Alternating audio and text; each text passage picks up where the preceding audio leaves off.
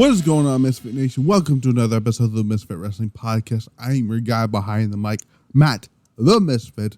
This is your Monday Night RAW review for June the 19th, 2023, where we've seen a Money in the Bank qualifying match and a not Money in the Bank qualifying match. I saw it coming a mile away, and I'll talk about that when we get to that segment here. We also seen the return of Tommaso Ciampa and his theme from NXT. He's back. Tommaso Ciampa looks great.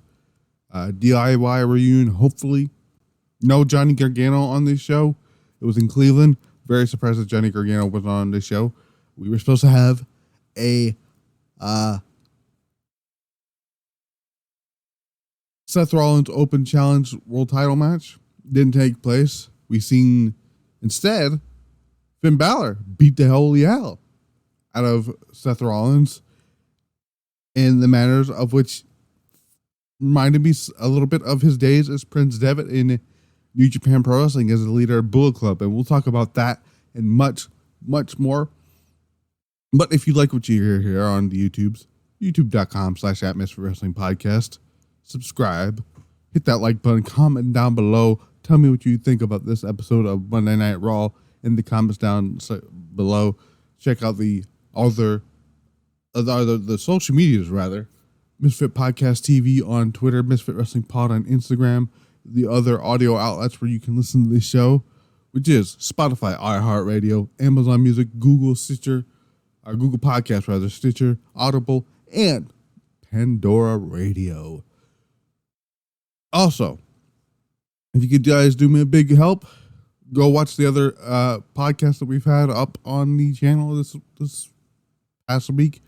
We finally got back into the groove of things. We did Monday Night Raw last week. We did AEW Dynamite. We also did SmackDown. I think we did SmackDown. Yes, I did. I believe I did SmackDown.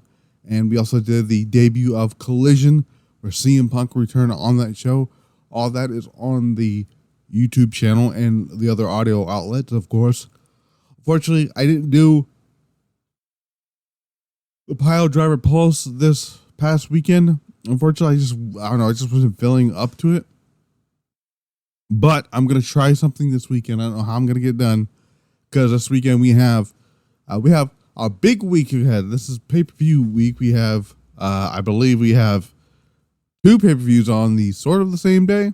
I don't know how I'm going to do this weekend, hopefully. But we got the Stardom Sunshine event, which is going to be a very fun event. We got the main event of that show is going to be Queen's Quest taking on Oedo Tai in a steel cage match, for the loser has to leave the unit that they're in, the faction. But I'll talk about Stardom and all that stuff when we get to that. We also have Forbidden Door and all that stuff, but I'll plug all that other stuff at the end of the review here. Monday Night Raw, though, was from Cleveland, Ohio, and it started with what was supposed to be a open challenge match. Seth Rollins is going to put his title on the line in an open challenge. Did we get that far? Because while Seth is doing his thing, Finn Balor comes out of nowhere, blindsides Seth Rollins, and beats the ever-living shit out of this dude. And it was great. He beat him up in the ring. Put him against put his, backed his ribs up into the what is that damn thing called? The announce table, and also into the steps. Coup de grace him off the steps and all that stuff here. Then we go to the back, and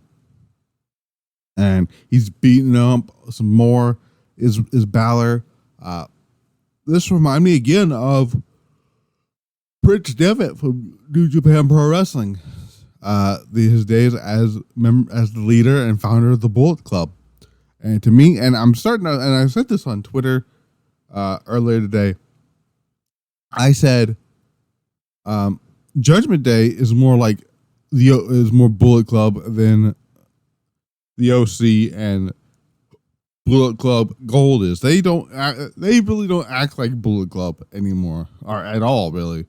I don't feel like Bullet Club, even Bullet Club Gold, because that's supposed to be Bullet Club. You have Juice Robinson and Jay White, even though Jay White is technically still the leader of Bullet Club.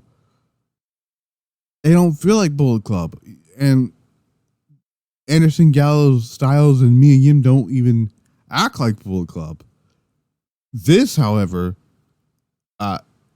Judgment Day feels like what WWE wanted to try to do with the OC many years ago.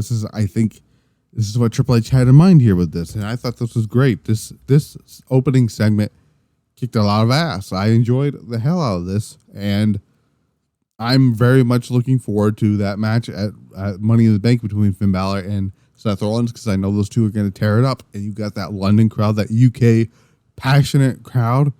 It's going to eat it all up. And I'm looking forward to that. Then we get The Miz goes to the ring and claims that he was going to answer the open challenge, which I doubt that's actually true. But he offers his own open challenge, and out comes Tommaso Ciampa. And I'm like, okay. Because it was reported by Fightful Select and PW Insider that Tommaso Ciampa was slated to be at Monday Night Raw. We didn't know if he was going to be on the show or not, but he is back. He's slimmed down quite a bit. Looks in phenomenal shape as always. I trimmed his beard a little bit. At first, he shaved it, most of it. Like, he almost had that look of when he was the Psycho Killer from his days in Ring of Honor. That's what kind of, or the time this original run in NXT where he was with Johnny and DIY and all that stuff. I'm so glad that we didn't get a Ciampa Miz reunion, because Ciampa needed to get the hell away from the Miz. Anyone, if I'm being honest, anyone who is doing anything with the Miz, somehow their career suffers. I mean, look at Damian Priest. It took a long ass time for people to care about Damian Priest, because you put him in that stupid ass storyline with the Miz. Sure, the stuff with the Bad Bunny match was great and all, but then he had that stupid ass match at Backlash, and just made people not care about Damian Priest. And then he became a member of the Judgment Day, and at first they didn't care about it, but now he's like one of the best things on the show. And in no time, Tommaso Ciampa beat the hell out of Miz, as he would.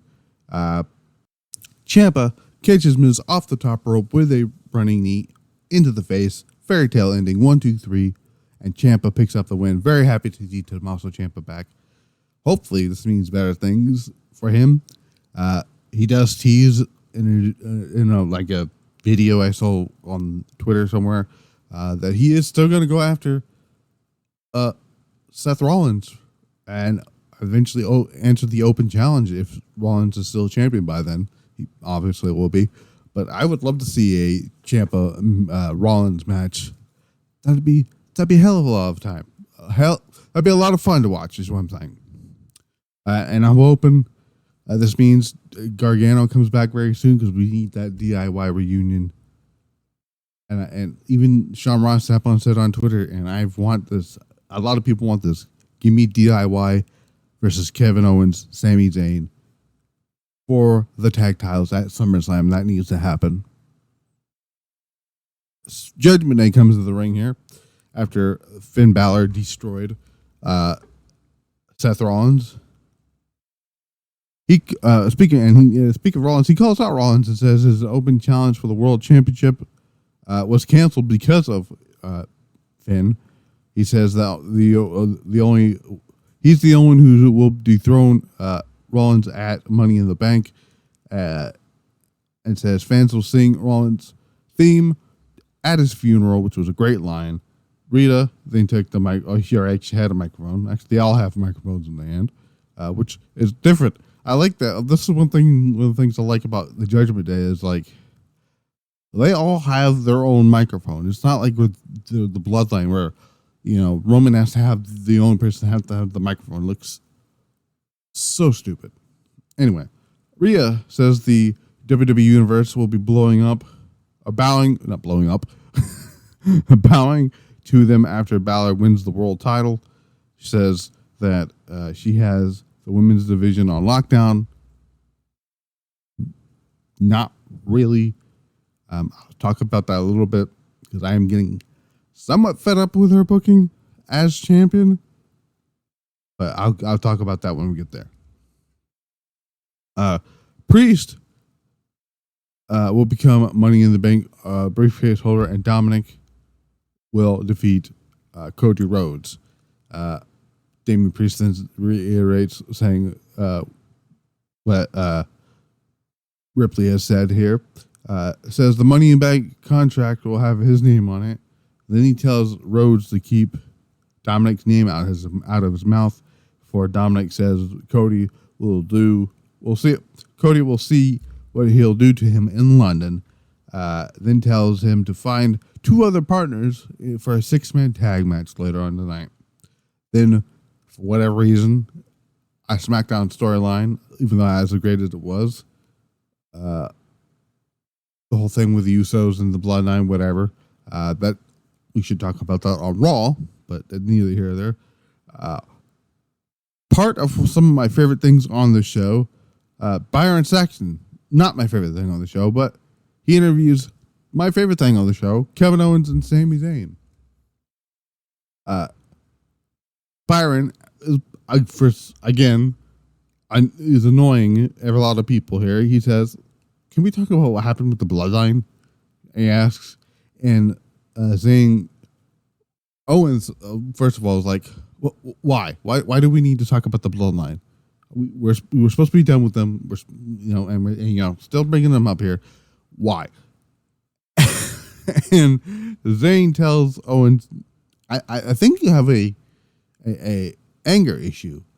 I think you're a what do you call him? A rage-a-holic." And Owens kills me. He says, "I'm a what? What'd you call me?" I ain't no rage-a-holic. It was great. Kevin Owens is a gem. Sami Zayn is a gem. I loved everything about this here. It's not the only time we see Owens and Zayn, because they're mostly out here all through the night here doing great comedy segments here. Then we had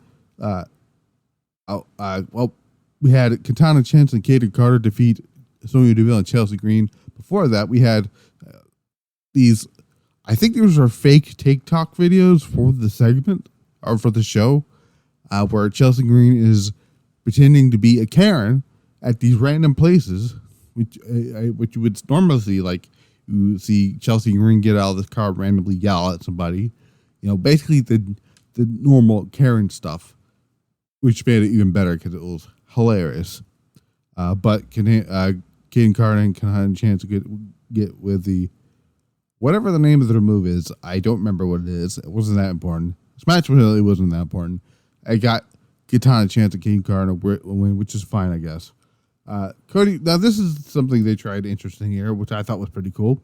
Instead of doing a promo in the ring or an interview in the ring, they had Kathy Kelly, the lovely Kathy Kelly, at like this angle where she's in front of the fans with her back behind to the fans, and I can't really explain how the camera angle was, but she introduces Cody Rhodes. Cody Rhodes heads down to the ring. Kathy asks about Judgment Day's challenge for a 6-man tag match later. He said he puts over Finn Balor. He puts over Damian Priest. He said Dom's there too, and he accepts his challenge. And he has to look for partners next. Next up, you got Indus Sher. Just again, we've seen this match too many times, and I know we saw this match already. I don't know why we're seeing this match again. Shelton Benjamin and Cedric Alexander lose. That felt like something Vince McMahon does, but then again, I realized Triple H is starting to dip his toes into the rematch foul a little too much here, and I don't like it. Back to my favorite thing on the show. One of my favorite things, Kevin Owens and Sami Zayn. They're walking backstage. Someone spills water on Owens. Owens tries to, because Because here's this little shit, Sami Zayn here, trying to test Owens and see if he's gonna either rage out or keep his cool. Because he says, you don't like having cold water spilled on you or whatever. And and he's like, yeah, it's fine. And then they run into Matt Riddle. Sami Zayn, who's super excited to talk to Matt Riddle. And Kevin Owens immediately just like, God, no. Shoot now. That's basically what he's thinking here. And he said, and he tells Riddle, tell him what you've been doing all the summer here. And he's just going on, Matt Riddle is, and and Owens like, all right, enough. They're great movies. And walks off. It was great. It was awesome. I love Kevin Owens, man. Here's something I didn't love. Well, part of this I didn't love here. But I seen it coming, and, Logan Paul announces himself. He cashes in his Logan in the Bank briefcase to participate in the Money in the Bank briefcase match to win the Money in the Bank contract to then cash in that Money in the Bank contract on somebody's title. It's whatever here. Ricochet decides to come out here, and this little shithead decides to come out here and says, "Oh, I'm gonna win Money in the Bank." Sure you are, Ricochet. Sure you are. Not even Samantha Irvin believes that you're gonna win Money in the Bank.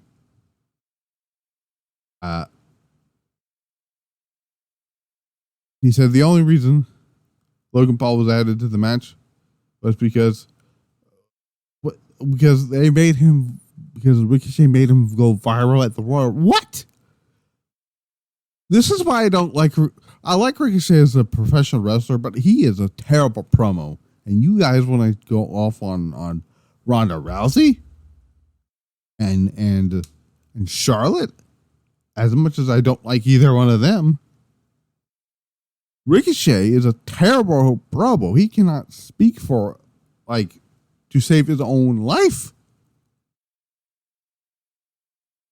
Then Shinsuke Nakamura comes out. He's about to say something.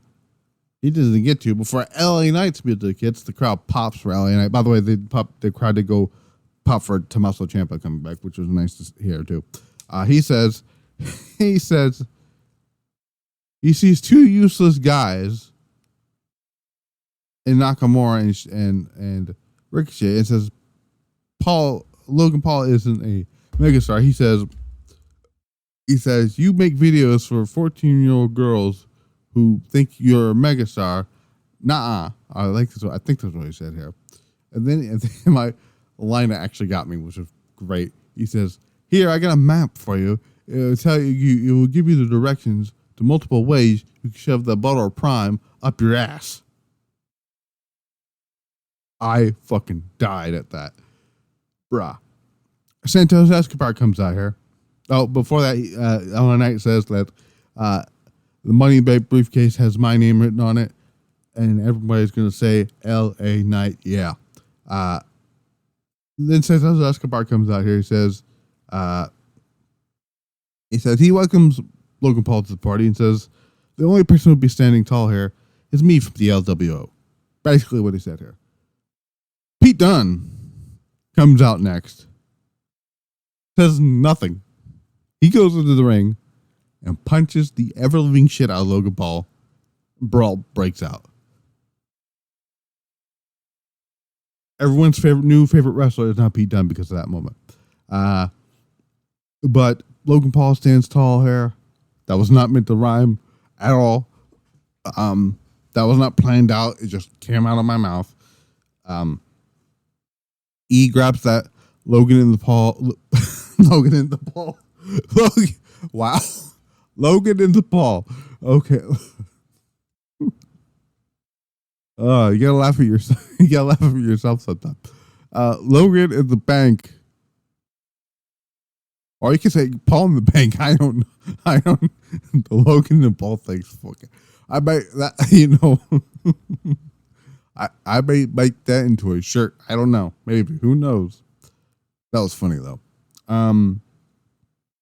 Like he holds the briefcase. Oh man. Forgive me if I chuckle most of this show now because I was not. I don't know how. I don't know where that came from. I think I was trying to say Logan Paul and Money in the Bank at the same time as said Logan and the Paul. I don't know. Matt Riddle comes out to the ring to do his match with Ludwig Kaiser, who he threatened to snap his leg. Match was fine. It's pretty good. Logan Paul wins. Not Logan Paul. I'm thinking of Logan Paul again. I just thought that Matt Riddle wins with the Bro Derek. After the match, Gunther attacks Matt Riddle, plants him, and Kaiser joins in, and they just start beating the hell out of this dude's leg. He kicked his leg from out of his leg. Then we're back with Kevin Owens and Sami Zayn here. We have Kevin Owens, Sami Zayn here. They're going off of whatever Matt Riddle was talking going. Well, Owens was. Imperium approaches, and again Owens asks, "What do you want now? Last year we beat you guys. So what do you want now? No one said your name. No one said anything here." He asked Kaiser says, "I hope you saw what we did to Matt Riddle," and tells him that if they aren't careful, same thing will happen to them. Owens asks Kaiser, "Why do you always drag out these stupid sentences? You annoy everybody here." And what's great about this is you can see Gunther trying so hard not to laugh. However, Sami Zayn. This is why Sami Zayn is a gem, a precious gem. Sami cuts them off and says, "We have something to deal with." It's Cody texting him or whatever, and Sami takes both of his tag titles. Does like the thing. When you do a toast and you toast with the glasses and you take the two bottles and you just smash them together. That's what he did with the titles. Gunther broke. That was when Gunther broke. And then when Sami left, Kevin Owens did it too. And Ludwig Kaiser broke. And I'm like, they did it. They successfully got Imperium to break, and it was gold stuff. Chef's kiss. I love Sami Zayn and Kevin Owens. Next up, we get Alpha Academy with Maxine Dupree, who still comes out with her little bunny-inspired outfit. We had Viking Raiders on here. They defeated the Alpha Academy. Chad Gable is now teaching Maxine some suplexes, and believe it or not, she hit a suplex on Valhalla, but Eric hits a kick onto Gable's spine and gets the win for the 1-2-3, and the Viking Raiders get a rare win on the show. Rhea Ripley heads down to the ring next, which was supposed to be Rhea Ripley taking on Natalya for some fucking reason here. And this match doesn't even get started. Rhea just beats that ass, and she destroys her just like that. And this is where I have an issue with the booking currently of Rhea Ripley's title run. I understand because it was reported by Fightful Select that she's been dealing with the kneecap issues. I'm like, that's understandable or whatnot, but not having her at least wrestle quick matches every now and then on Raw, and when she was before the draft, when she was the SmackDown Women's Champion, wouldn't hurt. Like, she's only defended the title twice. Once at Backlash against Selena Vega, and then again at Night of Champions with Natalya, and they're probably going to do this match again at Money in the Bank, and I do not want to see that. But Raquel Rodriguez is watching backstage. She's getting ready to do her match with Trish Stratus, their qualifying match here. These two ladies have to qualify for their match. Logan Paul, not so much. She said it's gonna be an honor to face Trish, but watch him. I'm skipping ahead here. Before I do that, there was a segment here, back from break. Actually, go back to break here. I'm not skipping ahead here. Excuse me. So she says that Trish, it's gonna be an honor to face Trish, but she couldn't help and be disgusted by what Rhea Ripley just did to Natalya. Rhea Ripley comes in, gets in the face of Raquel. I forgot exactly what Raquel said here, but she said, you better hope I don't win tonight, and then because I'm gonna cash in that briefcase on you or whatever it was here. And there's your SummerSlam match. They set that up right then and there, which again, I'm very happy that Raquel Rodriguez did not win this broken match, because the only woman who needs to win Money in the Bank is already in Money in the Bank. So, if you know who I'm talking about, you know who I'm talking about. I'll get that in a second. They've got Trish Stratus defeating Raquel Rodriguez via disqualification. The match was not very good. Trish actually put on a camel clutch to pay tribute to the late great Iron Sheik, who passed away last week. I think it was last week. It was either last week or the week before. It was one of the two. Anyway, before any of that happens, Becky Lynch blindsides Zoe Stark after Zoe Stark got involved in the match. Then Sheik locks Trish Stratus. The referee saw this and caused the DQ and gave the win to Trish Stratus. So Trish Stratus is now in Money in the Bank, and she's only in the Money Bank for the same reason that Zoe Stark is in the Money Bank.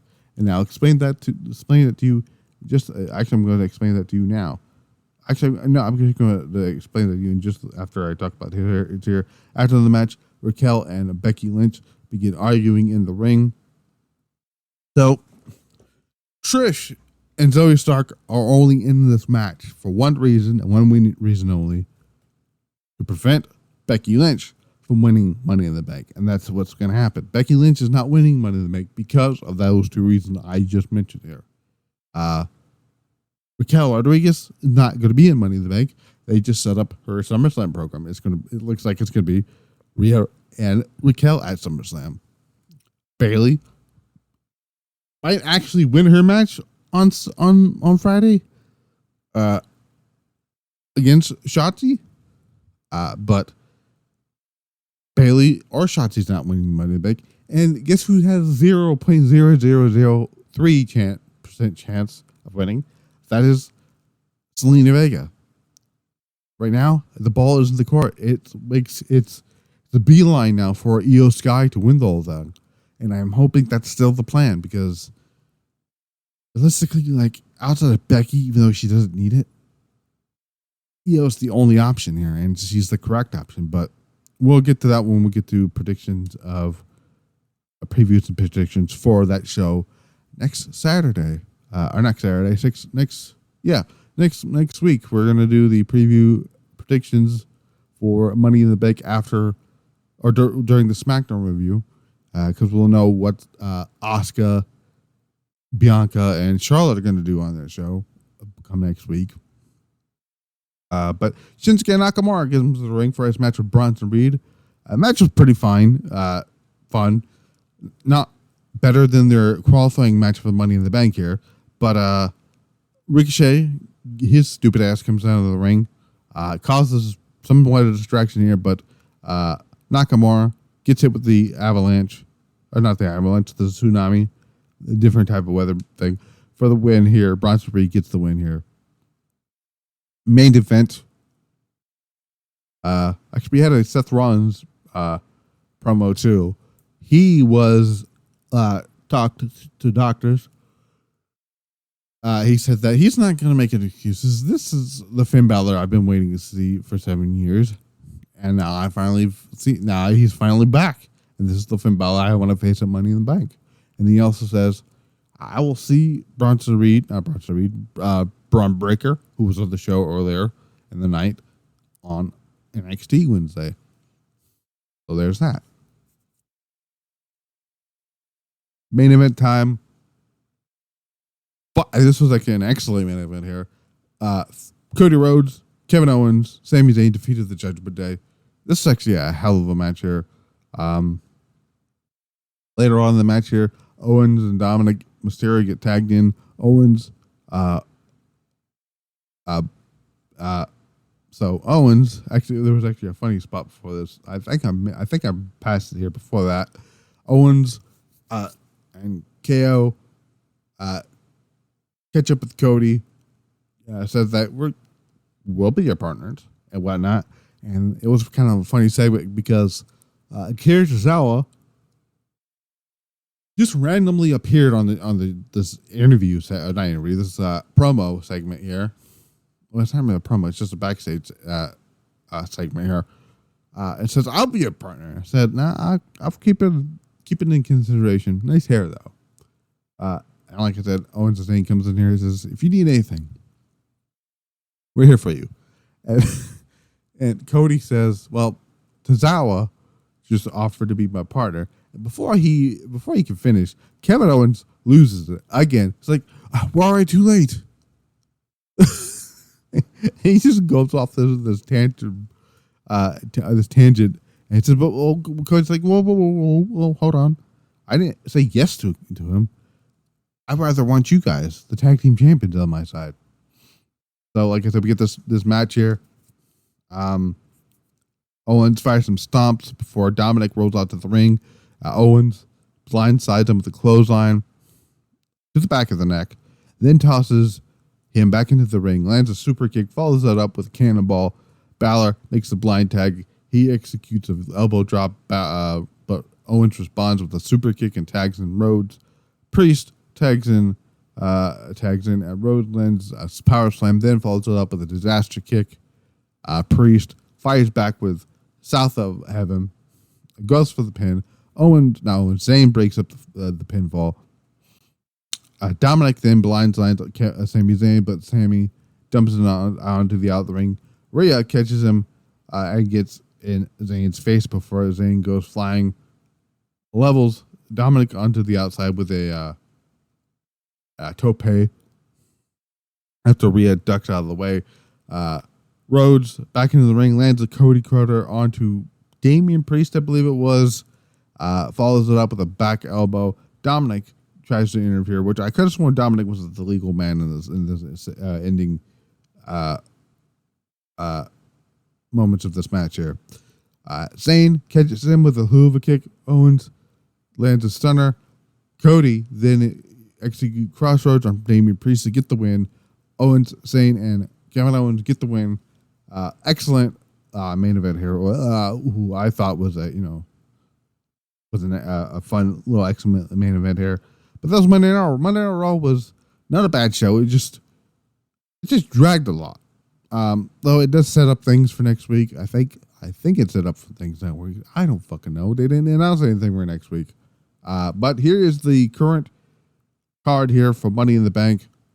As it stands, we have Finn Balor challenging Seth Rollins for the World Heavyweight Championship. Cody Rhodes taking on Dominic Mysterio.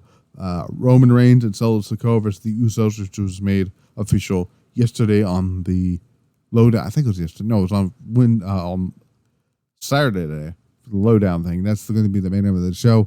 Women's Money in the Bank ladder match: Selena Vega, Zoe Stark, Becky Lynch. As of right now, it's Bayley or Shotzi versus Io Sky and also Trish Stratus. Men's Money in the Bank ladder match: Nakamura, Ricochet, LA Knight, Pete Dunne, Santos Escobar, Damian Priest, and now Logan Paul. And Logan Paul is probably going to win this match, even though my pick is still going to be Damian Priest, and my pick for the women has not changed. Io Shirai for that. Next week they're probably going to announce Gunther versus Matt Riddle for the Intercontinental Championship, and whatever Sami Zayn and Kevin Owens are doing on the show, they're probably going to face Giovanni Vinci and Ludwig Kaiser, which that should be a hell of a match. And we'll find out what Rhea's going to be doing on the show outside of the Dominic stuff, and what Asuka is going to be doing on the show should she retain the championship on SmackDown next week. But yeah, that was Raw. Again, I give this show a 6 out of 5, not close to 7, but 6.5, I guess. That's what I'm going to give that here. Schedule for this week. I'm going to try to put the schedule up on Twitter. So follow the social media, Misfit Podcast TV on Twitter. And I'll probably put it in the community tab on here on Twitter. Not Twitter. What's the thing called? YouTube as well. So Wednesday, AEW Dynamite. AEW Dynamite. For some reason, I don't know why. See, now there's so many AEW shows and pay-per-views now. I don't know what's what. AEW Dynamite review. We'll go over. It's the go home Dynamite episode of Dynamite. Let me try it again. It's the go home edition for Forbidden Door on Dynamite side of things. In Chicago, we have Dynamite's show. If I can pull that up. If I can pull that up here. Here it is. I'm so glad I found it here. We have AR Fox, Action Andretti, Darius Martin. They're going to be taking on the team of Chris Jericho, Sammy Guevara, and Minoru Suzuki. We get the Blind Eliminator tournament for the AEW Tag Team titles, whatever the heck that means. The Hardys versus the Guns. Chris Statlander will defend her TBS championship in an open challenge against Saya Valkyrie. Adam Cole is going to talk. Jeff Jarrett and Mark Briscoe are going to go on a concession star brawl, whatever that is. Orange Cassidy and Katsuyori Shibata are going to team up, take on Daniel Garcia and Zack Sabre Jr. And the rumor is that CM Punk is going to be on Dynamite as well, because they're going to be in Chicago at the Wintrust Arena on the final Dynamite before Forbidden Door. I'm probably going to wait to do Forbidden Door predictions on Saturday when I do the the Collision review. That's probably going to be my plan for that. I will let you guys know on that. We got SmackDown coming up. Find out what's going on there. Obviously, Bayley and Shotzi are going to fight for the right to see who's getting into money, who's going to stay and who's going to be in Money in the Bank. I think there's a good chance that they may even both matches out for 7 and have both Bayley and Shotzi have a what's the word I'm looking for? A double count out.